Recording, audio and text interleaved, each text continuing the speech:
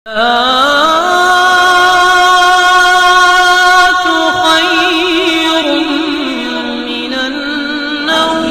کا عنوان نماز قائم رکھنا اور نماز پڑھنے سے ہمیں کیا حاصل ہوگا، اور جو نماز قائم نہیں کرتے، نماز پڑھتے نہیں، ان کے لیے عذاب الہی کیا مسلط ہے۔ پہلی سیڑھی آپ کو اس بیان میں آج ملے گی، تو آپ دل لگا کر کے آپ آئیے اور نماز میں جو ہے دل لگائیے، جب مسجد کے اندر جو ہے آپ آتے رہیں اور نماز کو پڑھتے رہیں، کیونکہ وَأَقِيمُوا الصَّلَاةَ سب سے پہلا کون تو نماز قائم کرنا ہے، پھر اس کے بعد اس کو ادا کرنا ہے۔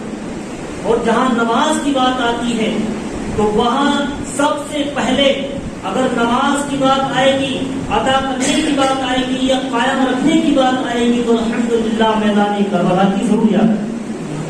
میدان کربلا کی ضروریات آئے گی، اس لیے کہ سب سے افضل و بالا سجدہ اگر کسی نے کیا ہے، اگر سب سے گہرا سجدہ کسی نے کیا ہے تو میرے آقا حسین نے سجدہ کیا۔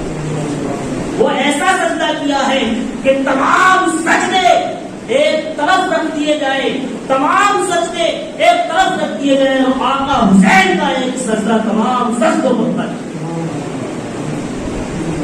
پتا نہیں آپ کو، جب آقا حسین سجدے میں پہنچے اور آپ کی شہادت کا وقت ان قریب آیا، جب آپ کے جسم اطہر پر 72واں زخم لگا اور شبر رعی سامنے آیا، تو آپ نے فرمایا خبردار دور ہٹ جا، اور تیرا نام کیا ہے؟ کہا میرا نام شبر ہے۔ اپنا سینہ چاٹ کر کے دکھا، اپنا سینہ کھول کے دکھا۔ اس شخص نے جب اپنا سینہ دکھایا تو آپ سمجھ گئے یہی میرے خون کا پیاسا ہے، یہی میرے تن سے میری گردن کو جدا کرے گا۔ سینہ دیکھا تو سفید دھبے پائے، کہا ظالم تھوڑی دیر رک جا، وقت جماعت کا ٹائم ہے، میرے نانا خطبہ دیتے ہوں گے، مجھے 2 رکعت نماز پڑھنے دے۔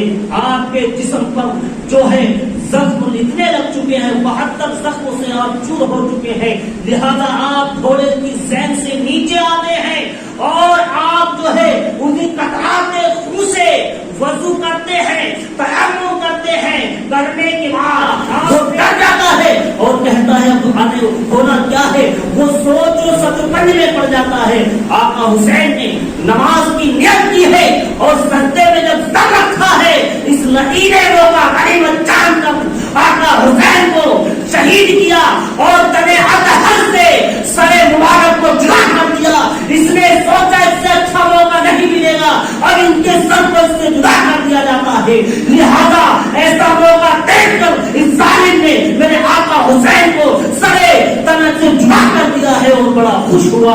انا للہ و انا الیہ راجعون۔ عزیزان ملت اسلامیہ، وہ سجدہ آج بھی کربلا کی زمین یاد کر رہی ہے، آج بھی وہاں کی لہلہات ہوئی فضائیں بتا رہی ہے۔ ایسا سجدہ آج تک کسی نے نہیں کیا ہے جیسا سجدہ میرے آقا حسین نے کر کے بتا دیا۔ آج بھی سجدے کے اندر جو ہے ہم چاہتے ہیں تو آقا حسین کی یاد۔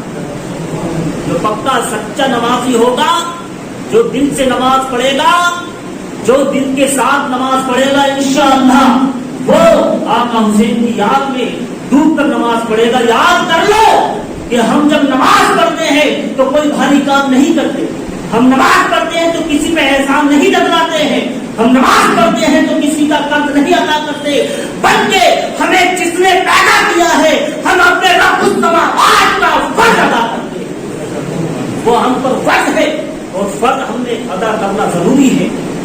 اس لیے نماز پڑھو، نماز کو قائم رکھو۔ یا نبی